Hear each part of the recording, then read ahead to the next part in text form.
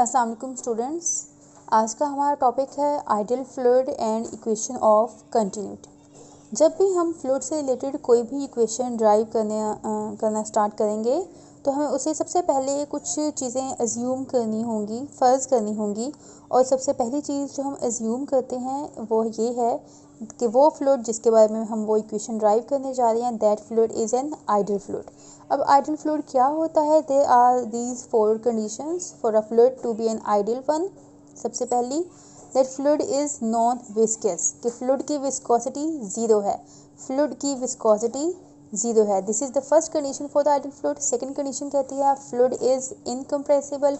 Incompressible का मतलब ये है कि किसी भी विद इन एनी वॉल्यूम अगर फ्लूइड लिया गया है तो हम उसके ऊपर मज़ीद प्रेशर अप्लाई करके उसको मज़ीद कंप्रेस या उसको मज़ीद कम से कम वॉल्यूम में उसको नहीं रख सकते। अगर जो फ्लूइड जितनी वॉल्यूम ऑक्यूपाई कर रहा है, the volume occupied by the fluid that will remain same. तो इससे रिलेटेड हम ये कह सकते हैं, इनकम्प्रेसिबल का मतलब ये है that the density of the fluid is equal to constant. ये कुछ चीज़ें हैं जो कि हम एज्यूम करते हैं for a fluid to be an ideal one. Fluid को नॉन विस्कस होना चाहिए, मतलब कि विस्कोसिटी ज़ीरो होनी चाहिए। फ्लूइड को इनकम्प्रेसिबल होना चाहिए, मतलब कि डेंसिटी कांस्टेंट रहनी चाहिए। फ्लूइड फ्लो इज स्टेडी, मतलब कि लेमिनार और स्ट्रीमलाइन फ्लो होना चाहिए फ्लूइड का, टर्बुलेंट नहीं होना चाहिए। Number 4th condition is that the flow is irrotational. ये भी कुछ इससे दोनों ऑलमोस्ट सेम ही हैं। इरोटेशनल नहीं होगा this means that the flow is steady. Irrotational यानी कि रोटेट नहीं करना चाहिए फ्लूइड को फ्लो करते हुए, और फ्लूइड का फ्लो स्टेडी होना चाहिए। So these are the 4 conditions for an ideal fluid. अगर कोई फ्लूइड इन 4 कंडीशंस को सेटिस्फाई करता है, then we can derive the equation of the continuity for that fluid. हमारी इक्वेशन ऑफ कंटिन्यूटी स्टेट करती है that the product of the cross sectional area of the pipe, it states that equation of continuity states that the product of the area of cross section, this is the area of cross section of pipe, and the fluid flow and fluid flow at any point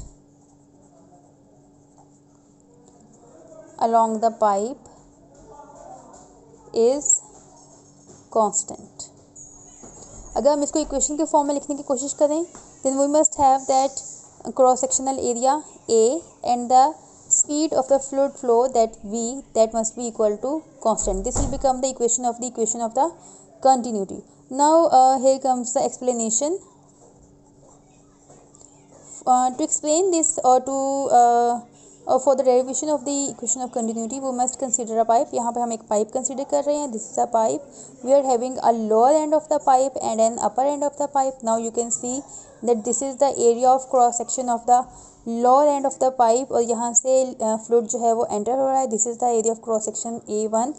enter होते हुए fluid की speed जो थी that was V1. अब this is the area of cross section of the upper end of the pipe, we name it as A2.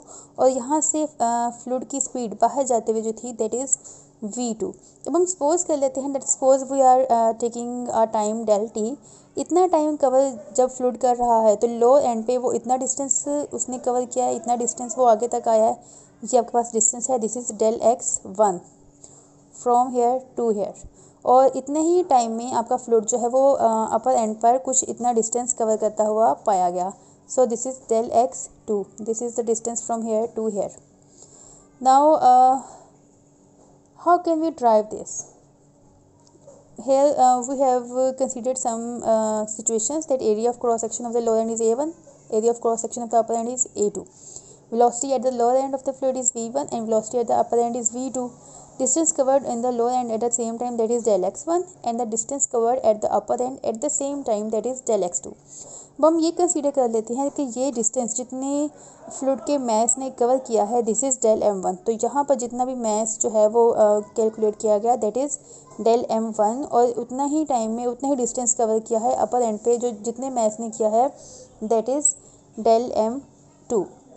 Now remember one thing, इस chapter को start करते हुए हमने कहा था कि हम law of conservation of mass apply करेंगे while driving the equation of continuity. अगर हम law of conservation of mass drive करने जा रहे हैं, then amount of the mass at the lower end and the amount of the mass at the upper end that must B same. तो यहाँ से हम कुछ इस तरीके से इसको स्टार्ट करेंगे। हम सबसे पहले हम डेल m1 फाइंड आउट करने जा रहे हैं। How can we find out this? We know that we are having the equation of the density, that density is equal to mass per volume. तो लोअर एंड के लिए जो equation density की बनेगी, रो 1 के लिए जो इक्वेशन बनेगी, that will be del m1 over v1. This v1 is actually the volume of the lower end, volume occupied by the fluid at the lower end of the pipe. तो यहाँ से अगर आप डेल m1 की equation निकालना चाहें, it will become row 1 v1. Now this is v1, this is the volume at the lower end. तो अगर आप इस वॉल्यूम को थोड़ा सा स्प्लिट करके देखें, then we can say that the volume is equal to area multiply by distance. तो area multiply by distance के फॉर्म में अगर आप वॉल्यूम को लिखना चाहें, then this will become a1 into del x1. This will be the equation for the del m1 at the lower end. अगर आप इस del x1 को देखें तो हम कह सकते हैं that if velocity of the fluid at the lower end, that is v1, and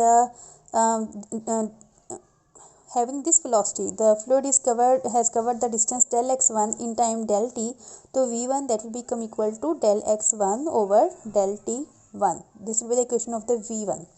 तो यहाँ से आप इजीली डेल x1 की इक्वेशन मतलब कि v1 del t1 जो है वो फाइंड आउट कर सकते हैं, और इस इक्वेशन को वापस हम यहाँ पर भी पुट कर सकते हैं. So it will become rho 1 a1 v1 del t1. This will be the equation of the del m1 at the lower end of the pipe. अब हम आ जाते हैं एट द अपर एंड. अब हम फाइंड आउट करने जा रहे हैं del m2 की equation. del m2 in the same sense आपके पास इक्वेशन बनेगी रो 2 v2, while v2 is the volume occupied by the fluid at the upper end of the pipe.